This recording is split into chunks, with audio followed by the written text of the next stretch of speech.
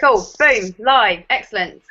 Evening all. You're all looking very fresh-faced. Over your hangovers from SFM Momentum Day? Get in there.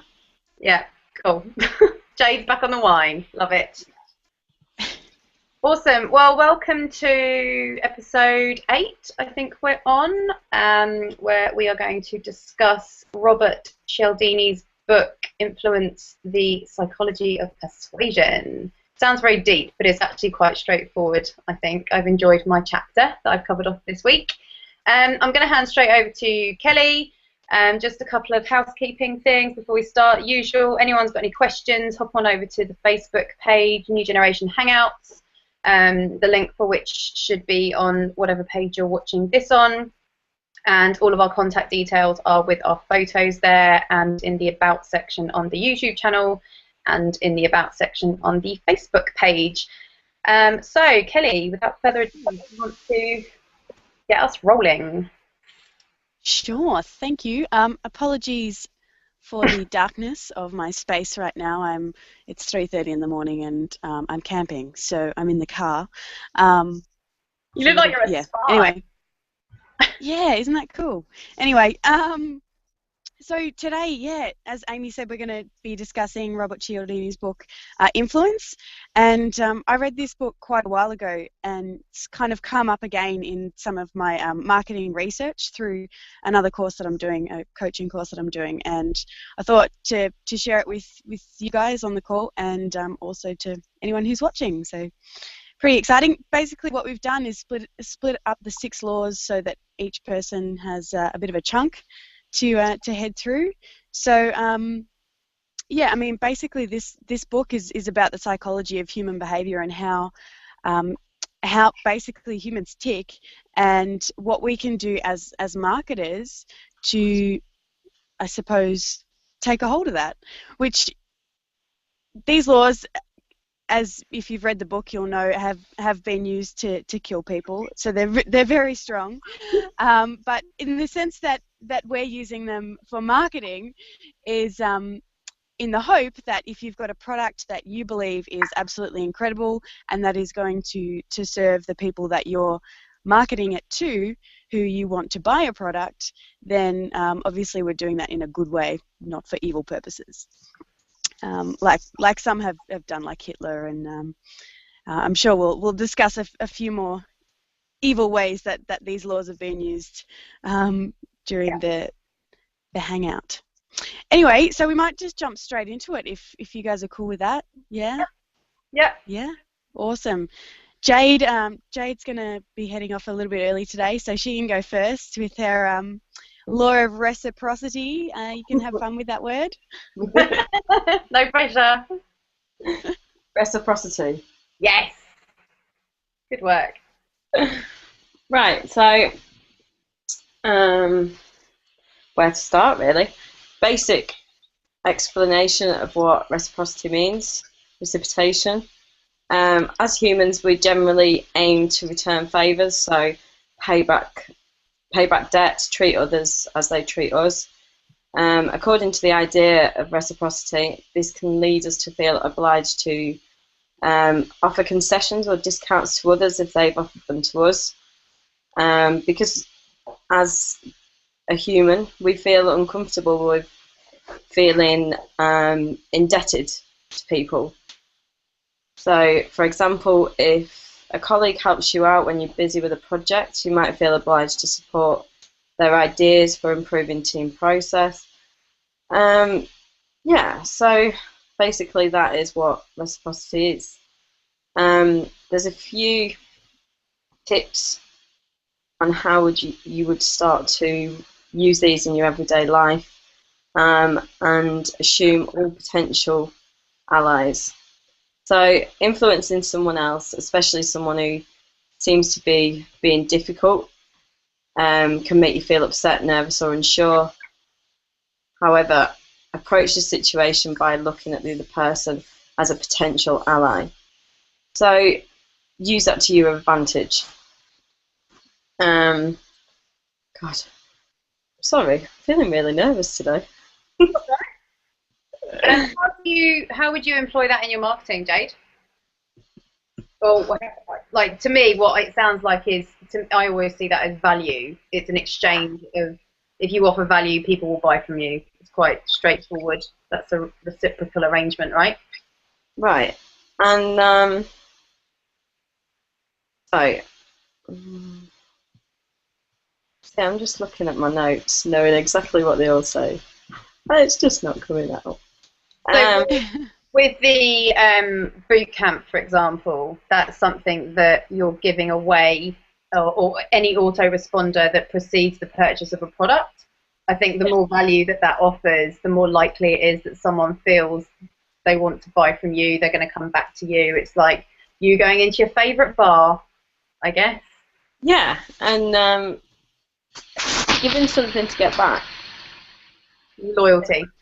And giving value with that, giving something, not just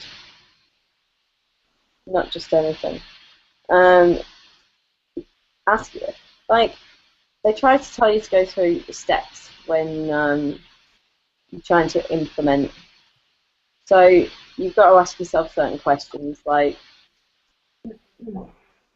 depending on the situation, in a work situation, how is this person measured to you, to your work? How can they give you back what you want by giving them what initially they want, information and freebies. Everyone loves a freebie.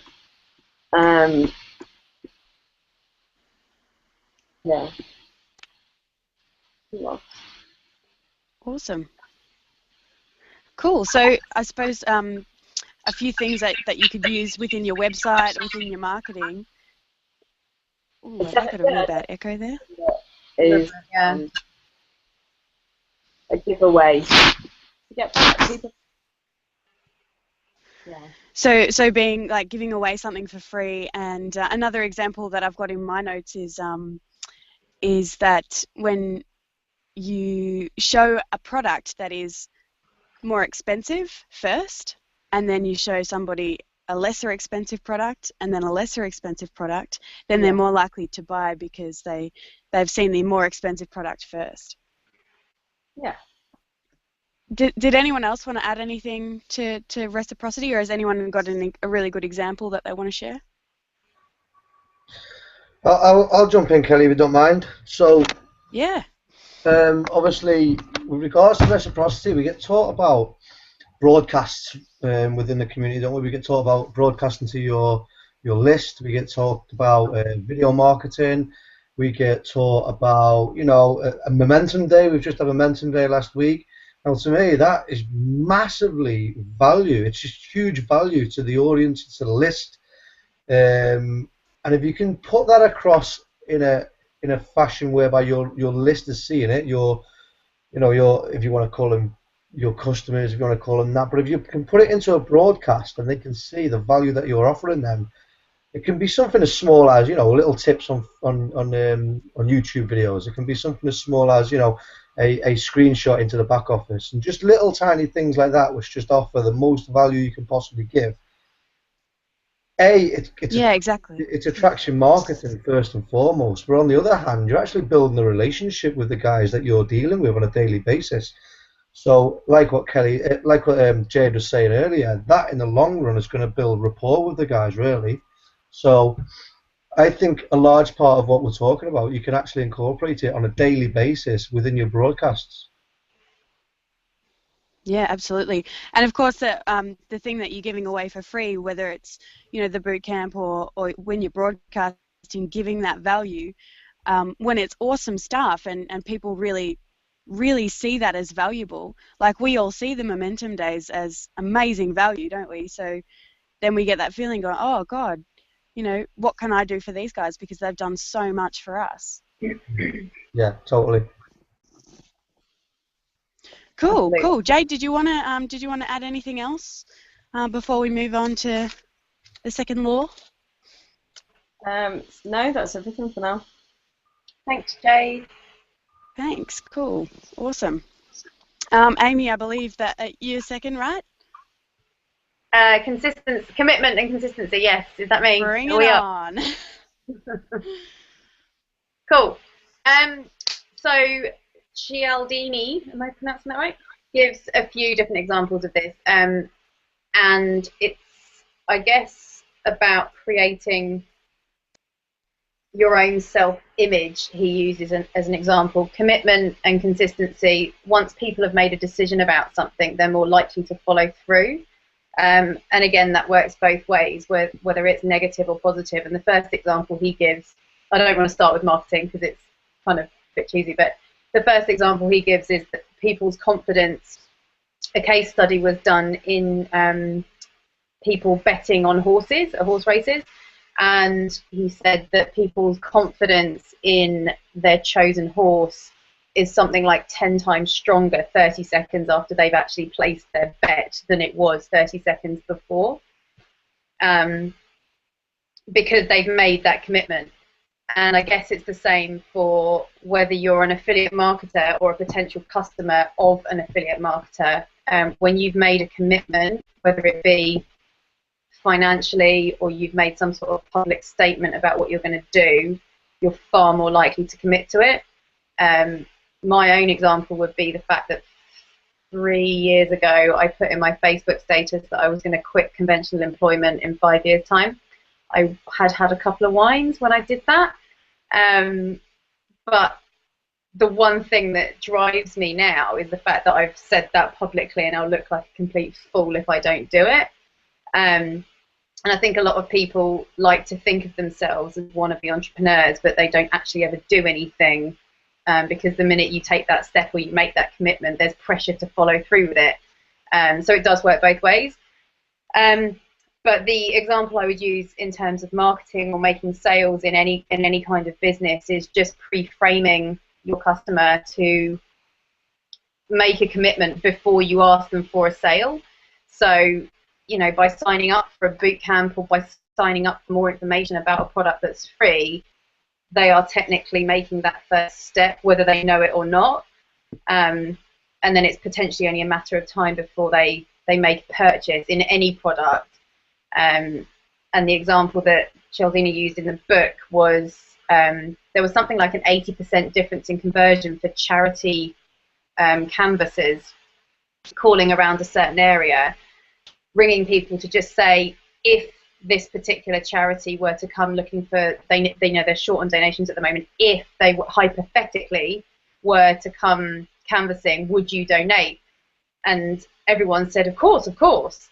And then 2 weeks later, they actually did come round and ask for donations, and their conversion was something like 80% higher, because those people have given themselves a self-image that they are charitable people, and it's harder to break that commitment when you've put that out there.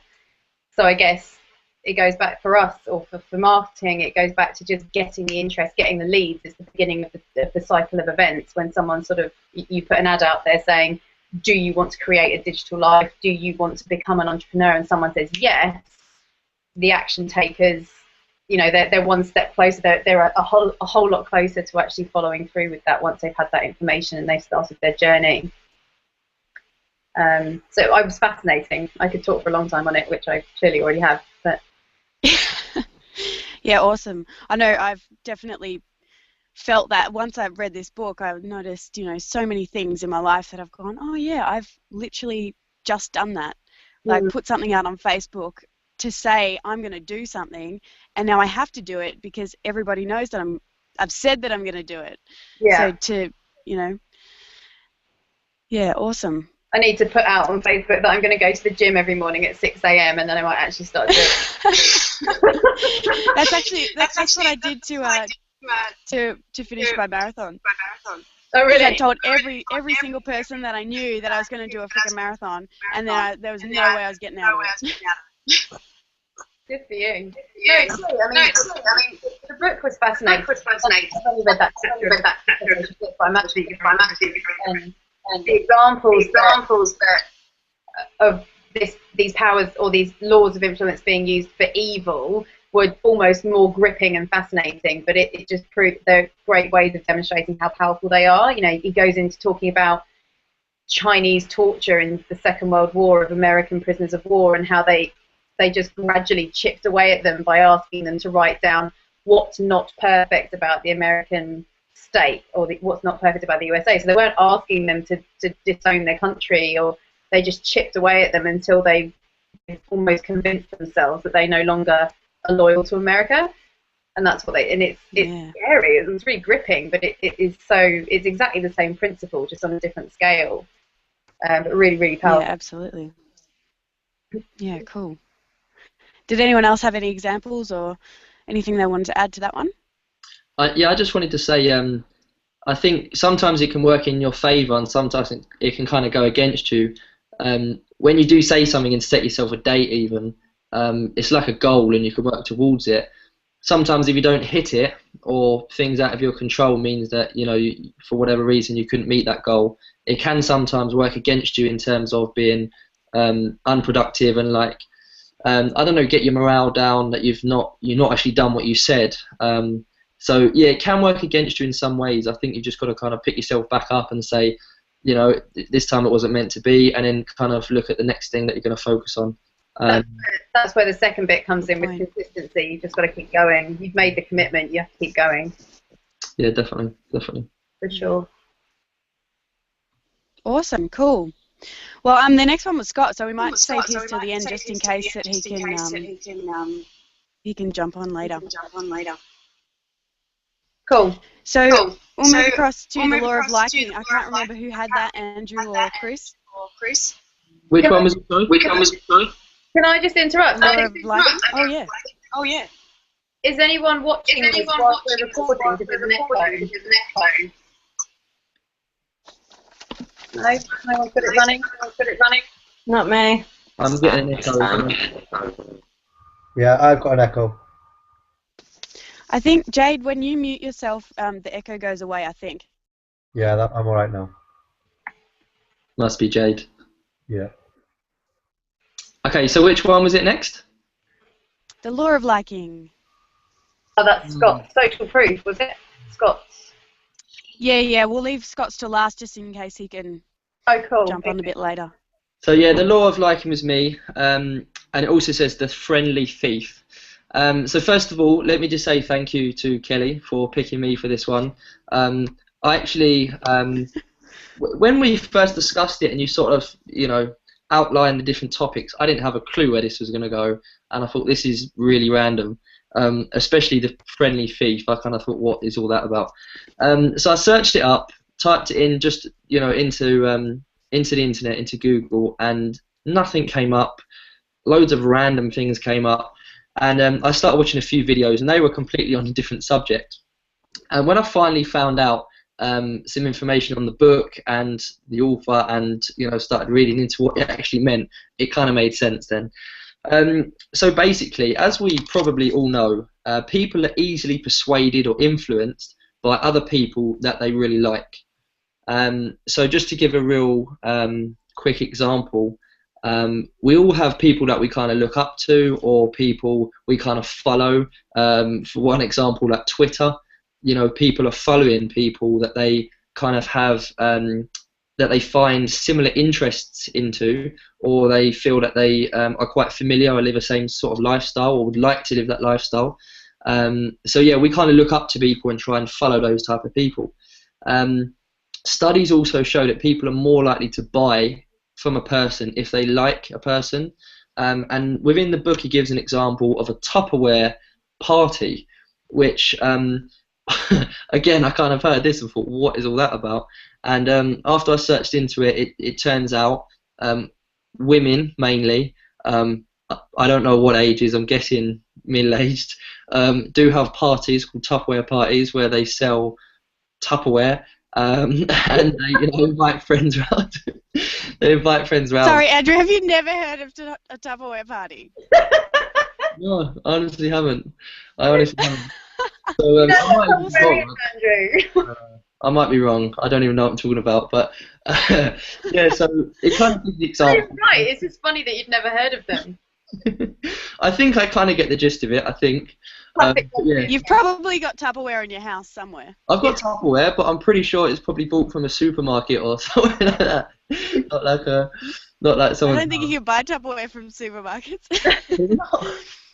I don't know, but there you go. Like I say, I've not bought any and not been to parties. But so basically, a lot of people will go to these parties not planning on buying any. They may not even need anything, but they may go, or they may be looking for something and end up buying something else. And it's mainly because they're persuaded or influenced by the person selling, and they actually quite like them. So it gets to the stage where they, find some similar interests. They like that person, and they end up buying from them, even when they don't need it. And I'm pretty sure we can all relate to that. You could probably just have a little look around in the room you're in right now, or the car, Kelly, and probably find something in there that you probably don't need, probably didn't really want, but you either like the person or maybe even the brand. You kind of just, had some similar interest with a brand and kind of bought it for that reason. So that's basically the gist of it.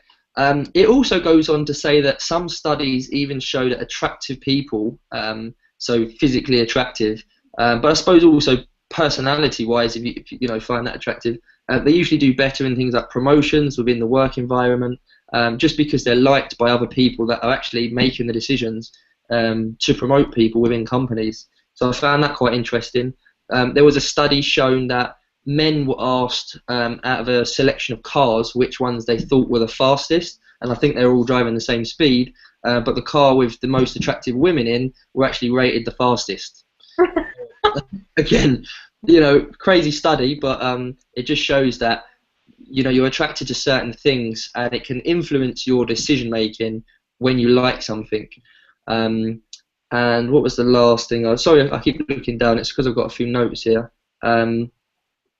It says likability comes in many forms as well. So again, you can just reel off so many examples of how you can actually like something, whether you find them attractive, whether you've got similar interests, whether you like what they do with their spare time, whether you like how they help other people, and so on and so forth. So many ways you can kind of think about it. And the last thing, I've got a couple of notes here as well. Let me see if I've missed anything. Did anyone else want to add anything just while I have a quick look here? Maybe how we can implement it in our website or in our marketing campaigns, Facebook marketing or social media stuff. Yeah, perfect. So yeah, that's definitely something I wanted to touch on actually. I kind of touched on it when I said about people we look up to, and especially in this sort of environment of internet marketing and just business in general. Let's say you're always going to look up to someone that's quite successful or that's doing what you're doing. And they're on the path to becoming successful. And let's face it, there's hundreds of people out there on the internet that have a business that would enroll you in their business. You can work with them. There's going to be many people you'll come across, and there's going to be many people you come across that you like and people that you dislike. And it's very, very highly likely that you're going to follow and trust the people that you do like and ultimately buy from. So you're going to be buying products from them because you trust them and you like them. And I think that's very, very important. So when you are looking to buy a product or you're looking to get involved in something new, the person behind it is very important because they're obviously pushing the company forward. And you really want to try and find somewhere where some similarities that you do actually like them instead of just the product on its own, because they're the face of the company really. So yeah, that's how I would kind of relate it. Pick people that you do like, pick people that you trust, because I'm sure you're gonna have the most success that way. I think Richard Branson does that really well. I don't know if you follow him on Facebook or anything, but a lot of his marketing and articles, that they might be revolving around charity or things that he's doing that make him really likable. Definitely. To be anyway. Yeah. I think as well with going back to what Chris was talking about earlier, when you're broadcasting, the importance of regular contact with people that are following you or have signed up, whether they've bought from you or not, it's not about that, because you never know when you're going to say one thing that resonates with someone, and it may not be in your initial marketing autoresponder. It could be just a random video that you put out one day where a certain thought has crossed your mind or a certain experience has come to light, and it just strikes a chord with someone. I've had that a couple of times. People have bought an app or upgraded or whatever based on the most random video, and they've maybe been on my list for weeks, months, or they've bought their app weeks and months ago, and then they've upgraded randomly from one video or one broadcast or one blog. that was completely random. I think people, that's why affiliate marketing works so well, because people relate to one particular person and maybe not to another. And so, you know, if you find you like, you know, someone might love you, Amy, and not particularly like Andrew, but they might buy from you the same product. Exactly. Because of that law. Yeah. So a lot of the should we say leaders as well, and you know, the owners of these companies, a lot of people say to me, you know, if they're millionaires or they're this and they're that, why don't they just do it all themselves?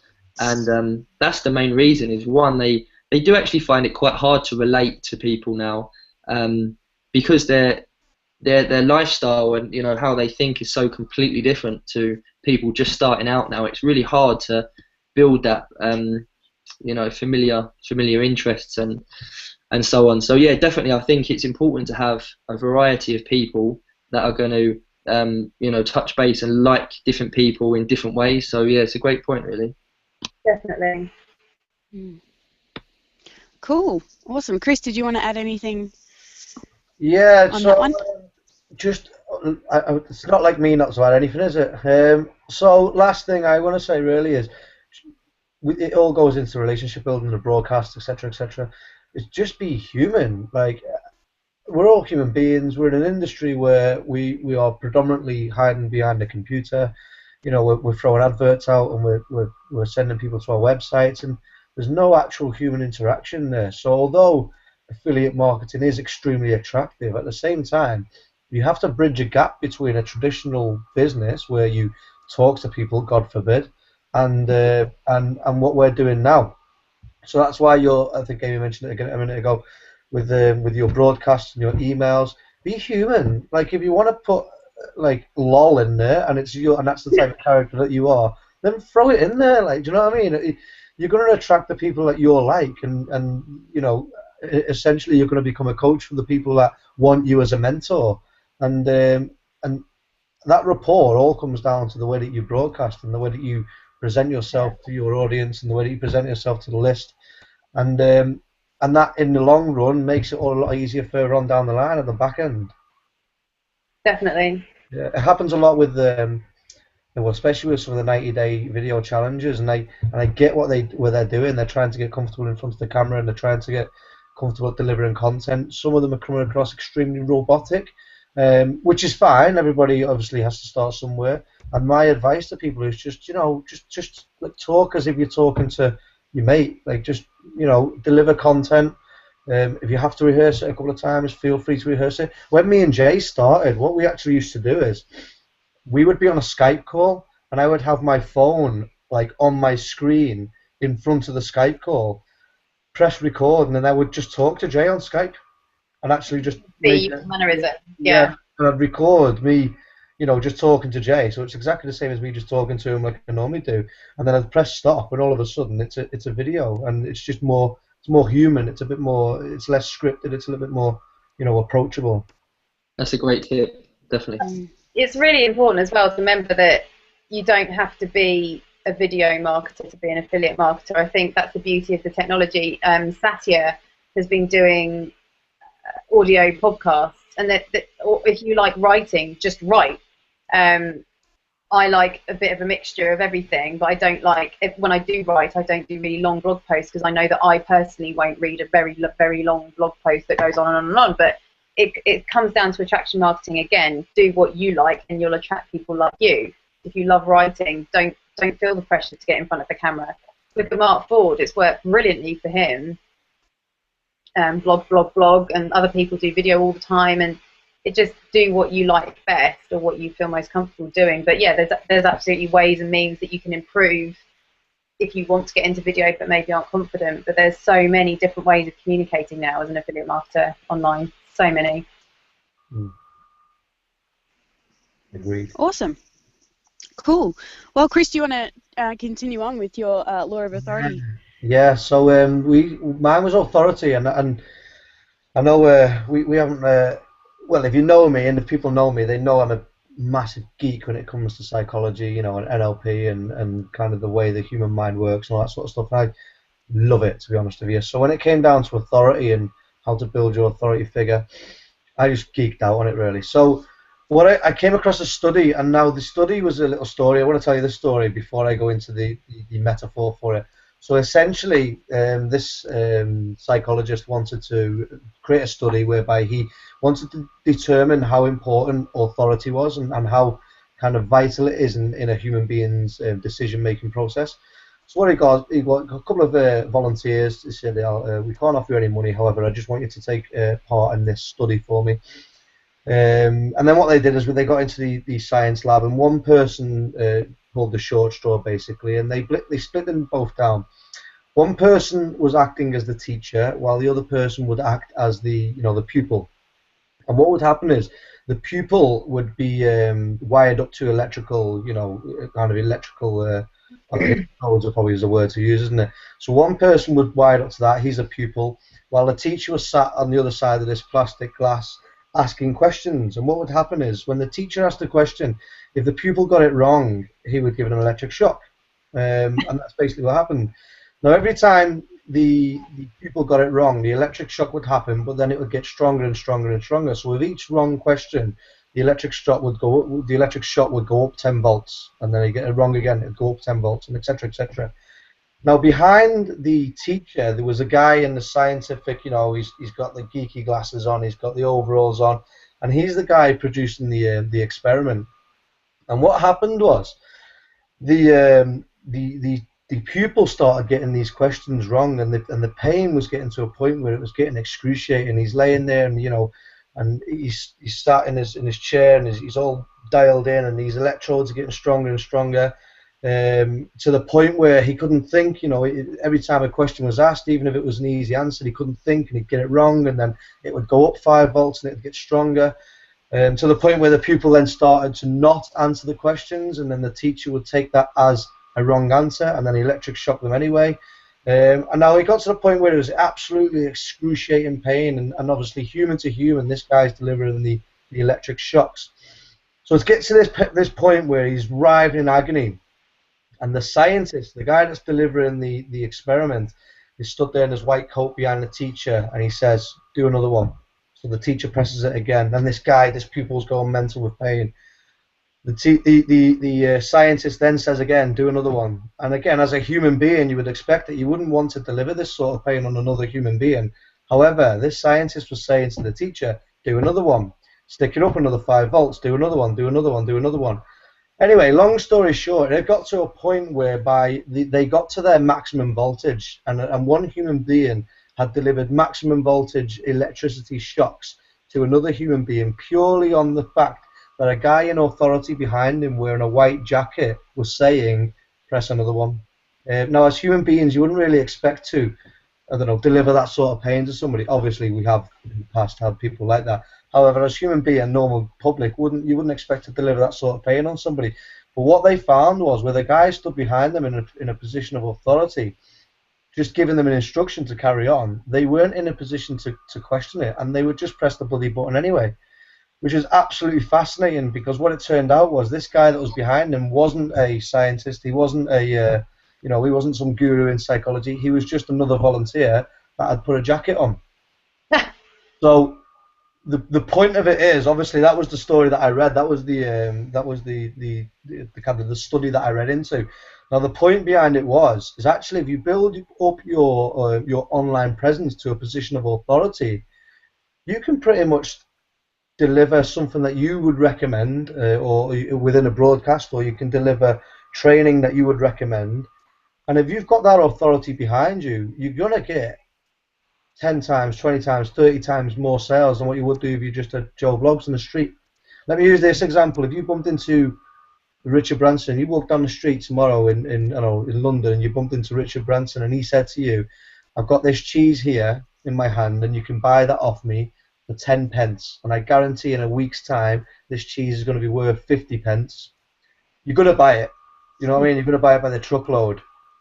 If you bump into a tramp on the street who's got an half bottle of White Lightning and a dog next to him, and he says, "Buy this cheese off me for 10 pence, and in a week's time it's going to be worth 50 pence," are you going to buy it?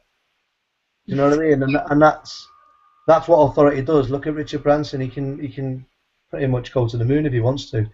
And yeah, so with regards, so let's put it into a practical context with regards to what your marketing is and what you're trying to deliver, and how do you actually get that authority? Well, for me, the way you get it is by throwing yourself out there, is by doing what we've been speaking about.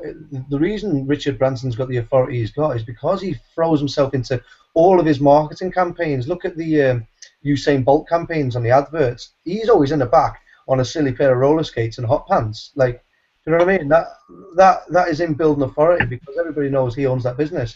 So with regards to the online business and the way it's concerned for me is just get as much quality content as you out there, whether that be blogs, videos, articles, Facebook status updates. How much content? How many people see that? Make sure you're being spoken about. Make sure people are commenting on the content that you're delivering and the value that you're delivering, and then that creates organic traffic, which again creates this authority figure. The whole word of mouth scenario. If somebody's talking about Chris and Jay because of the content that they delivered, then that's word of mouth. And and there's nothing bigger with regards to a business than word of mouth, and there's no better marketing campaign than word of mouth. So practically, as far as I'm going on, I'll round it up. So practically, as far as a campaign is concerned, and your authority is concerned, just get yourself out there, get your videos out there, get your blogs out there, get your articles out there, and deliver what Amy said a minute ago, is deliver something that you really enjoy doing. And actually what it turns out is it's not even hard work because you enjoy doing it. And then all of a sudden what you'll find from that is you create this authority figure. Totally. Awesome. I went mental then, didn't I? No, good.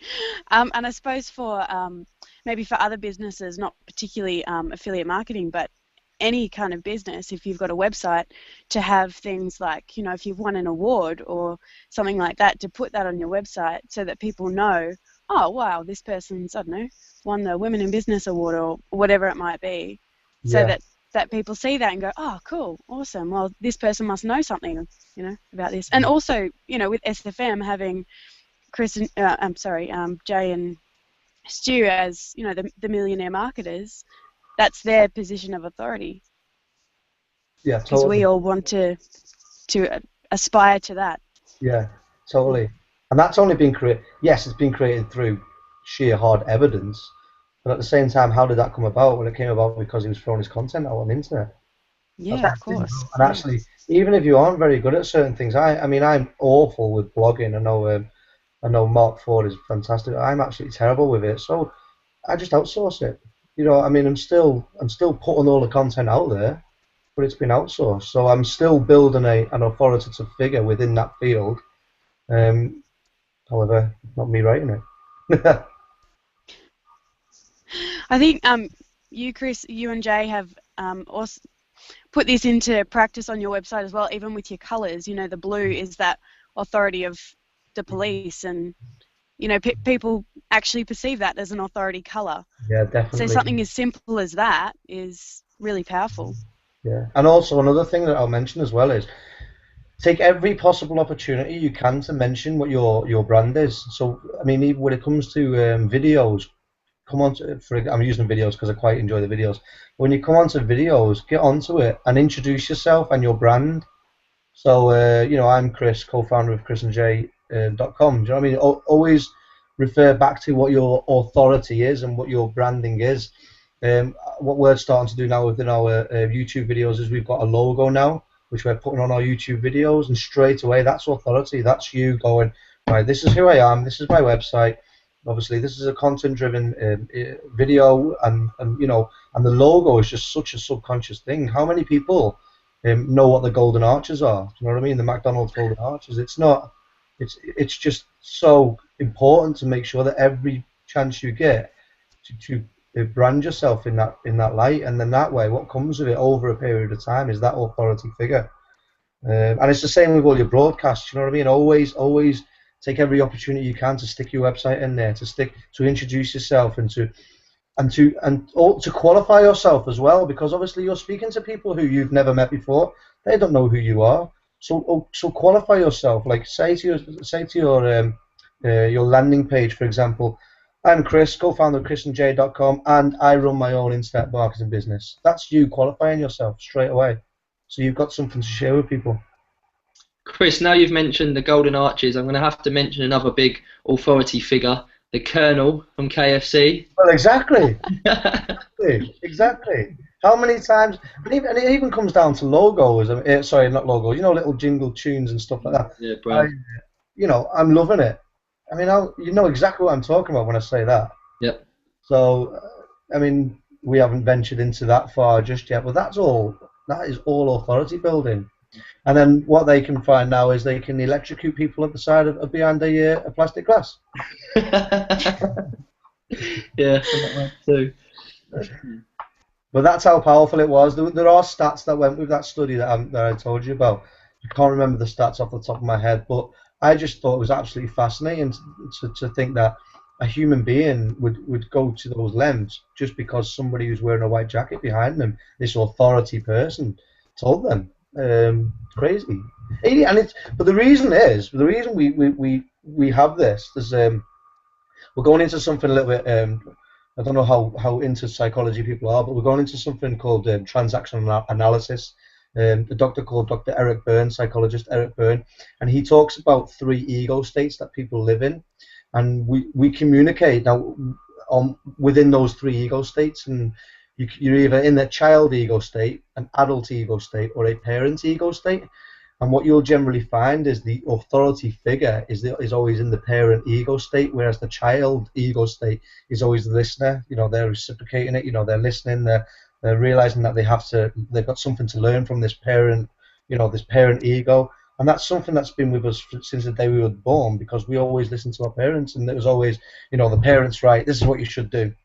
And then obviously as you grow up a little bit and communication starts between adults, and then all of a sudden you go into this adult state whereby you're both on the same page, you can have a normal conversation, and there's no authority needed, there's no instructions given, because actually there's no parent ego state involved in that communication. It's just a survival mechanism, isn't it? Oh yeah, totally, yeah. Mm. Yeah. I don't want awesome. to go too into depth and start boring everyone with my geeky.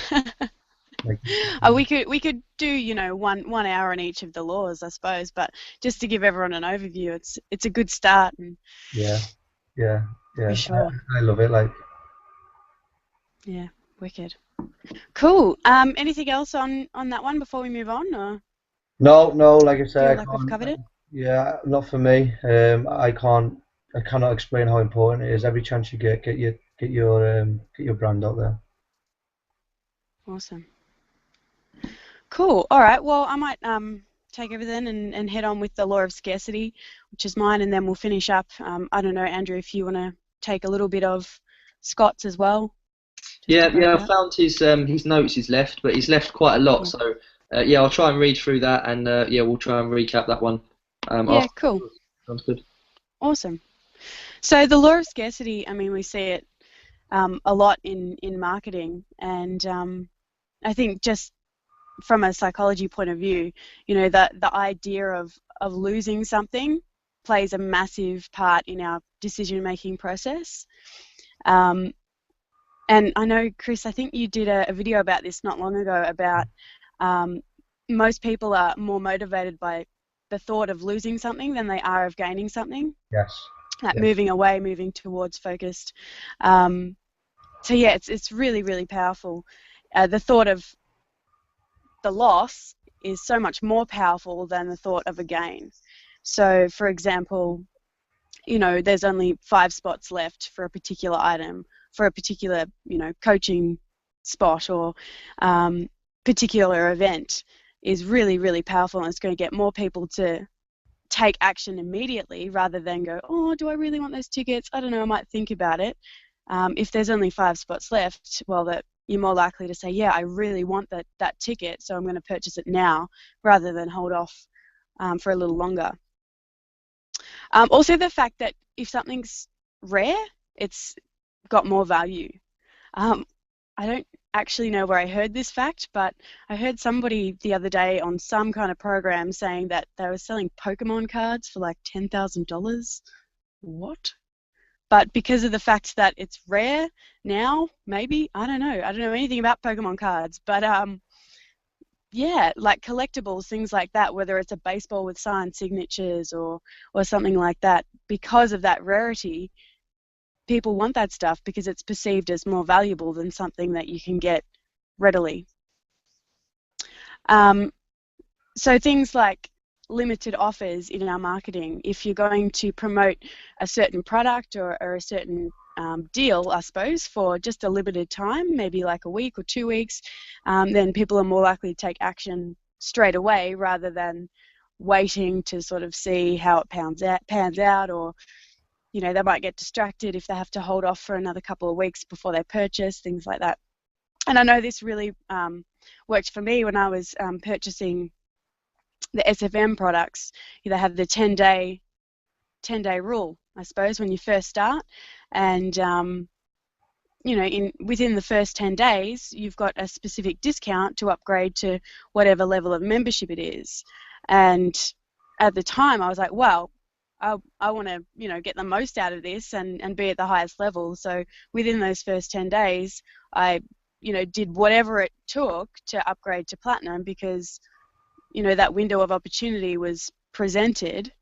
And so it made me take action immediately rather than, if I hadn't have seen that 10 days and I hadn't had the countdown on the website saying you've got, 2 days to go to upgrade at this special price, then I probably would still be, on the elite membership and working my way up rather than have done it straight away, which I'm really glad that I did, mind you, is do that straight away. So in this instance, that law has really been used for the positive because it influenced me to take action immediately, and I've got so much out of it. Whereas if I had waited, I wouldn't have got anywhere near as much out of that purchase. Does that make sense? Yeah, massively. Yeah, cool. And I think, you've probably noticed this law in a lot of different areas, not just online marketing. Everywhere really. I'm just trying to have a look at some of these notes I've got here. Also with availability, so we often perceive something that's less available as more valuable. So just trying to think of the example that I thought of before. So for example, in my coaching business, my time is not as available as something that I might have online. So if I'm saying, okay, well, I've got five spots, in my coaching practice to fill because, and I give the reason, because my time is valuable to me and I can't literally spend that much time with everybody, then that's perceived as more valuable than something that I could just create online, have an online product, and none of my time is really spent except for creating that product. My actual time, me spending one-on-one with a client, is more valuable than them receiving something online. So they're willing to pay more for that because it's perceived as more value. And it, well, in my opinion, would be more value because it's, one-on-one coaching.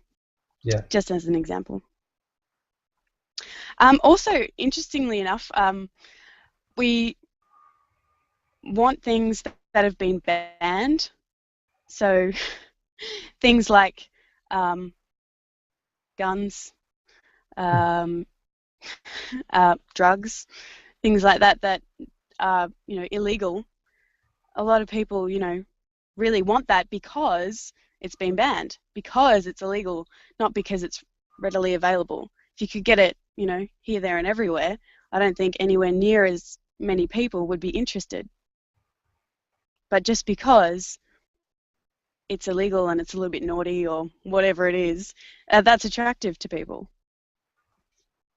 So in relation to marketing, I suppose, having limited spaces for what you're offering, or having a limited time frame for something that you're offering within your marketing campaign, on your website if you've got a countdown timer or something like that. And I think we might have spoken about this before, putting a countdown timer on your website for whatever it is. Maybe it's a webinar, you've only got 2 hours to go until this webinar goes live or whatever. That's going to elicit this response, this law of scarcity, for people to take action quickly. So things like that, in particular, online marketing and creating that scarcity, creating that feeling that whatever you've got is not always going to be around. So to take action immediately is really important for your clients, for your customers. And of course, all these laws, we're saying to use these if you truly and honestly believe that your product, your service is going to benefit the people that you're marketing it to. So, you know, we're doing this for the good, right? Yeah. Yeah, awesome. Did anyone want to add anything to I think scarcity? Sorry, I'm going to go off again. I think there's one quick thing. Law of scarcity is with regards to egos and people's egos. Now, people like to have their ego strokes. People like to, feel, this is what I've achieved out of this.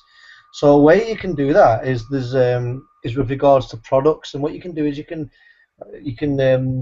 maybe suggest certain things within a conversation. So, for example, we've got various levels within SFM. We've obviously got gold, elite, platinum, all those sort of levels. Now, what you can do is obviously explain these levels and the prices to a person, and it goes into what you were saying a minute ago, where somebody want what they can't have. So let's take elite, gold, and platinum for example. I'll explain elite to somebody, and I'll say, yeah, elite, it's this price, and for that you get this. Gold, that is this price, and for that you get this. And then I'll say to them, however, I think judging by what you've answered in your questionnaire and stuff, however, gold I think might be just a little bit out of your price range. So let's just have a little look at elite, and straight away what happens is they go, well, tell me more about gold. Actually, tell me more about gold. Tell me more about that. And what you find is actually they go, well, I can't afford that. Like, do you know what I mean? I want what I can't have. Do you know what I mean? And what you do is you're just feeding an ego state slightly and saying, well, this is what you get with that. But I'm not going to go into too much detail about that because I think it's kind of just slightly out of your price range. And then they go, oh, okay, well, let's have a look. And I go, okay, all right, well, I'll take 5 minutes to explain it to you. And then all of a sudden what you find happens. And it does come into what you mentioned a minute ago, where people want what they can't have. I mean, that's just sales. Like, it happens in, you go to buy a Hoover. They have a £20 Hoover, a £50 Hoover, and then it's all singing, all dancing, £150. I have no idea how much Hoovers are, by the way. That's just... and then they have this all singing, all dancing. It can make you a cup of tea if you want it to. And what they do is they say, oh, that's a little bit out of your price range, and all of a sudden they go, no, I'll show you. It's the old neighbour syndrome. My neighbour's got this, and I want the same. Chris, do you know how much Tupperware is? I invite you around to a party if you want.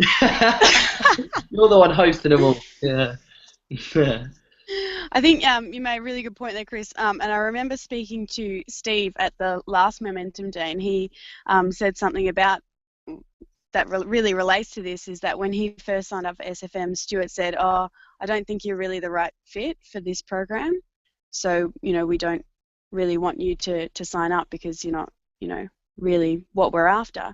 And, that response for him was like, oh my God, this guy doesn't think I can do it kind of thing, or this guy doesn't think that I'm right. And so that persuaded him to go into the program.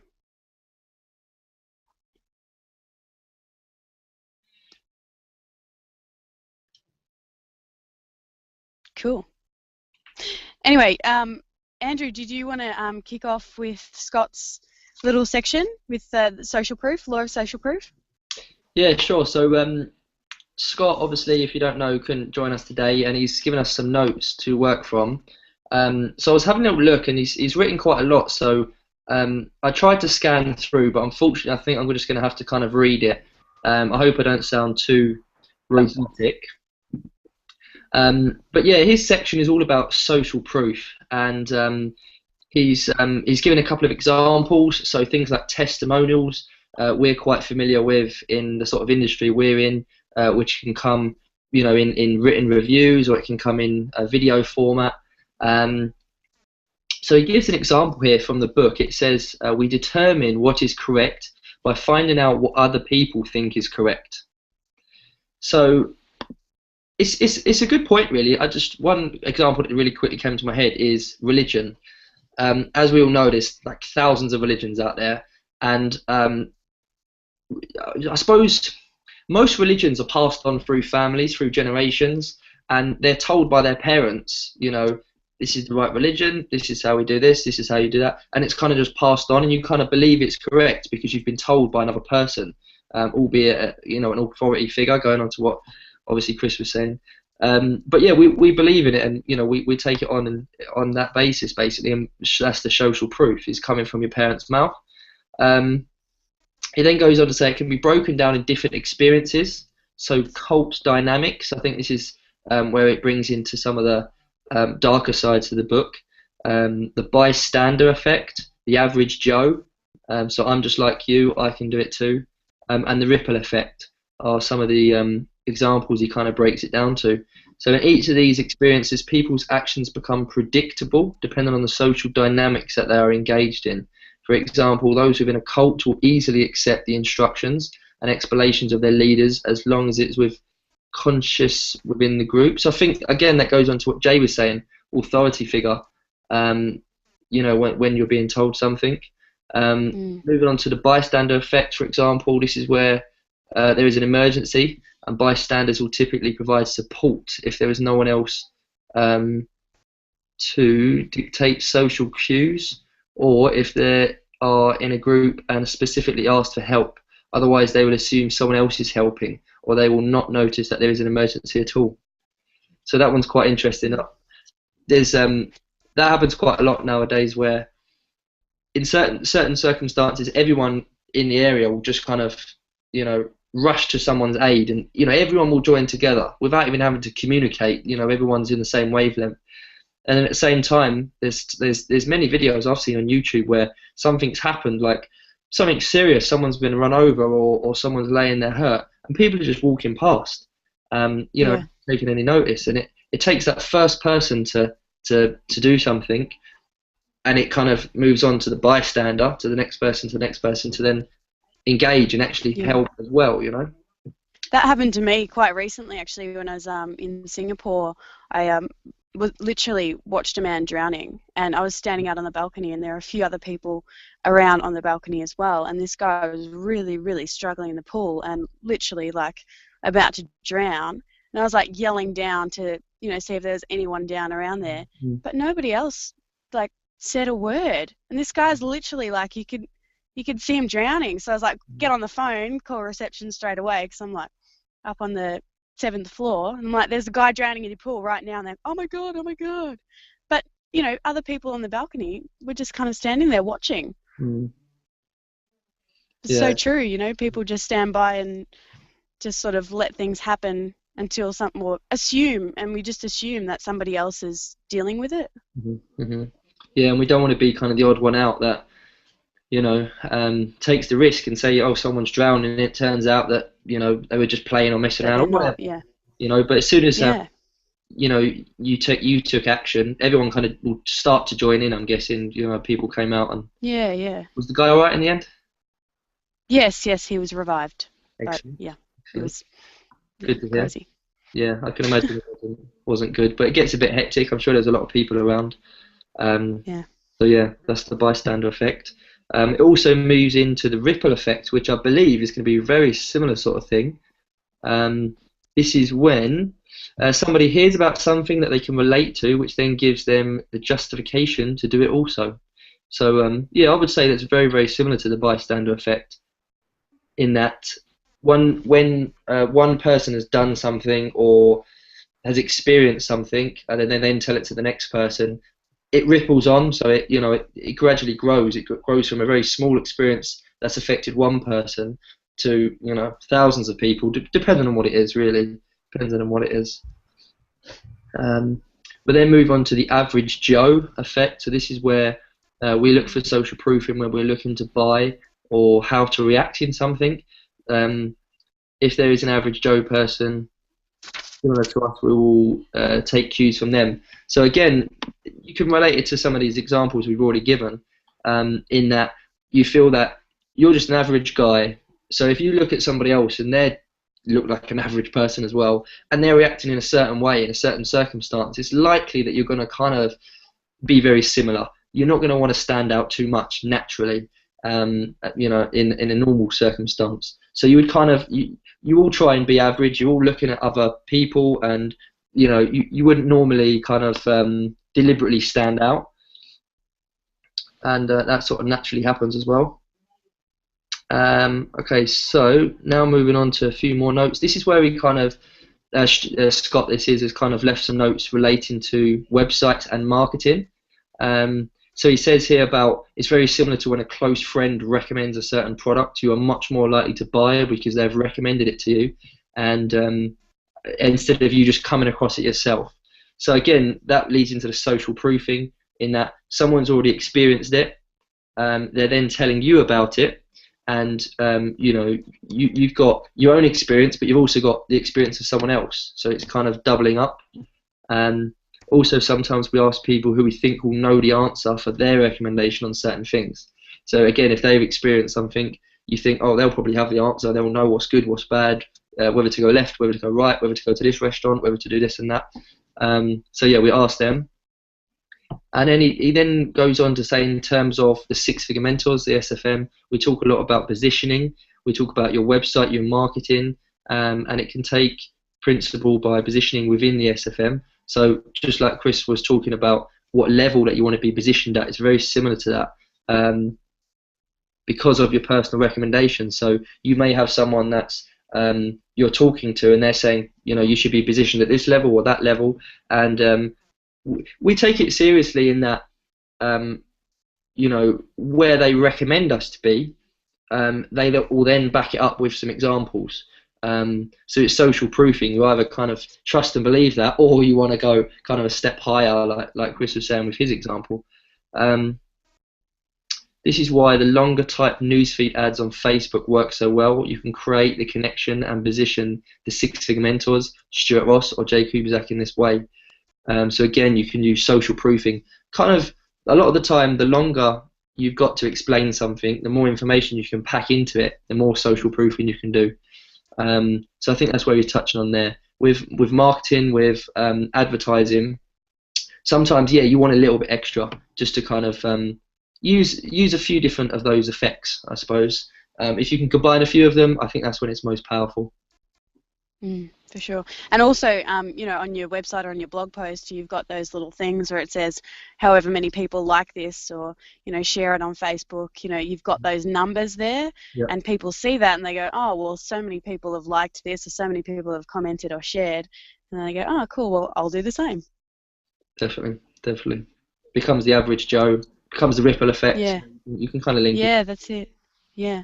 And I know what you're saying about cults before. There's a really powerful example, the People's Temple of Jim Jones, and that's probably one of the most powerful, apart from Hitler, that I can think of, where, you know, in this cult, he literally had 900 people kill themselves at the exact same time.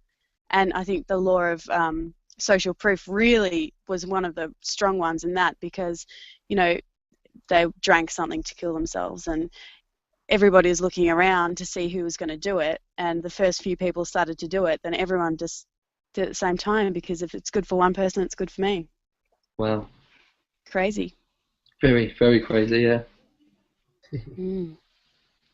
But I think we're coming up to time, or we've just gone slightly over time. So just to wrap things up, I suppose if you can put even just a little bit of some of these laws into your marketing or into your website, it's going to make a huge difference to your business in regards to sales and yeah, getting that following, I suppose, in the good sense, because what you've got is, with your belief, is something that's really valuable and is going to have a great effect on your customers, your clients.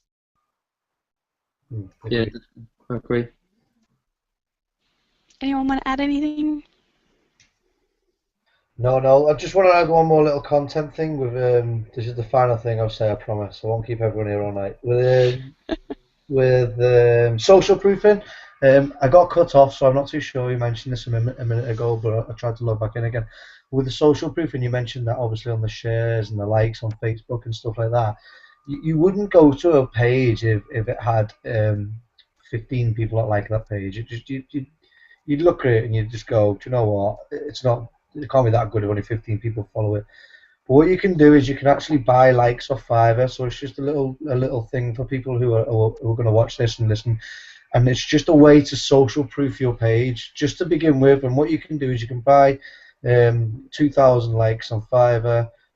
You send that across, you've got 2,000 likes, and then straight away when you start advertising from that page, it comes up saying whatever your page is, and it has 2,500 likes, and straight away that's much more authority again, I suppose, in the sense that it reads much better than having 5 likes. And Yeah, for sure. That's something that I do on all of my pages. One of the first things I do is I'll set my page up and I'll social proof it almost immediately. I'll get 2,000 likes on there, and then I'll start driving traffic to it from that moment on. Cool. Amy, did you want to add anything? Hi, sorry, I just had to take a call. No, I think what Chris was just saying is an awesome example. That's something I was telling someone exactly that the other day with marketing, with authenticity. You know, people worry that it's not authentic to buy things like that, but your marketing, it's not inauthentic to do something like that. It is part of your branding, so to speak. And Fiverr is just so many people I've spoken to who aren't necessarily marketers yet. When you tell them about something like Fiverr, they're just like, oh my god, this is a whole world of things that I've never heard of and tools, and it's awesome. So no, yeah, good point. Cool. Andrew, did you want to wrap anything up? Not really. Other than saying, you know, when you mentioned the book and the section that I was going to be talking about, I researched that section, but after today's webinar and talking about all the different parts to it, it's definitely something I'm going to be looking into, purchasing the book myself, and going more into it, reading more about the cults and the interesting parts that we've kind of touched on. But yeah, it sounds very interesting, and I really believe that if you can, like anything, find the middle ground and combine many of these different areas that we've talked about, that's when it's going to be the most powerful. And a lot of them do link into each other anyway, but yeah, if you can really combine them, yeah, you can be extremely powerful and use it to become successful as well online. And we've touched on a few marketing tips, such as, you know, buying the likes for Facebook and things like that, but there's various other things you could use these tools for to see some great successes. So yeah, I just want to say thank you, Kelly, to awesome. sharing the book and coming up with the topic, Kelly. Really cool book. So yeah, if anyone else wants to read it, the book again was Robert Cialdini, Influence, The Psychology of Persuasion. Totally recommend it. Yeah, it's all on the Facebook page. Yep, awesome. Cool. So are we wrapping up at that point? Yeah, wrap it up. We are indeed, yeah, just over the hour. Kept it quite well on time. Yeah, no, good one. Cool. Well, I don't know. We've all got our names and websites up. Kelly, I know you haven't got yours up there, but you're at Yeah, that's okay. kelly.com, correct? Yes, I am. Yep. Correct. And like I said before, all our contact details are on our photos on the Facebook page and in the About section on the YouTube channel, Google Plus page, if you want to get in touch with any of us. So I think that's it. Cool. Awesome. Thanks, Kelly. That was awesome. And we'll catch up with you in 2 weeks, which by my maths will be the 22nd of September for our next one. So look out for that. We'll be posting about it on the Facebook page and so on, and we'll get some broadcasts out to make sure everyone's aware of the topic, which we haven't decided on yet, but we will near the time for sure. Cool.